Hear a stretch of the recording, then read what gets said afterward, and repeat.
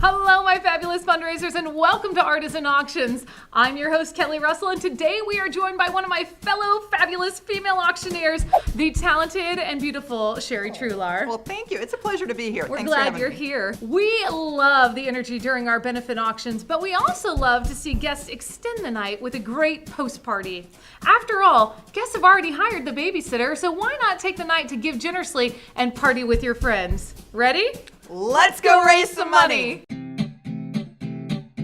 Sherry is from the East Coast, and you all know I'm from the West Coast, so we're going to see how post parties vary from each side of the country. Sherry, how do you all host your post parties? Okay, most of the post parties I see are handled on site. For example, one of my clients reserved an outdoor pavilion at the same hotel. When the program ended, guests were invited to the garden to enjoy cigars and a flaming coffee bar, which was underwritten by sponsors. Oh, yum, flaming coffee. Sounds delicious. And yes, it was flaming thanks to the addition of alcohol in the coffee, so they were aflame for at least a few seconds.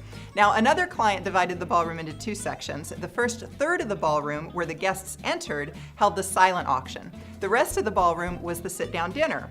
When the guests left the silent auction to go eat, the ballroom's air wall was pulled to physically separate the silent auction area from the sit-down dinner area. Then the committee got busy. All of the items were packaged and moved to a separate checkout area in the hall, and then the area that previously held those items was totally transformed. They put in furniture and lighting. When the guests re-entered the space, they had lounge music and desserts and evening cordials. It had this whole vibe of a club. That's awesome, and it sounds super fun. And it's interesting because I find many of our clients will host their after party offsite. And taking that after party offsite can be super helpful. One, it'll get your attendees to a new location where they can have a great time into the morning hours, while your committee can take care of cleanup at the venue.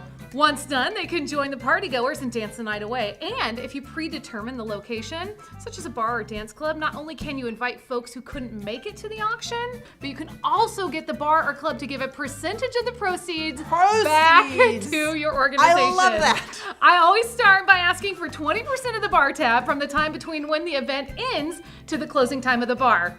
After all, you'll be bringing 200 to 500 people to their location post-party. That is a really good idea. If she's negotiating 20% of the tab, that is fabulous for boosting revenues. I think we need to move it to the East Coast. Thank you so much for being here, Sherry. We are so glad that you joined us today. As always, we love to hear about your fundraising efforts, so please share your experiences and any questions in the comments below.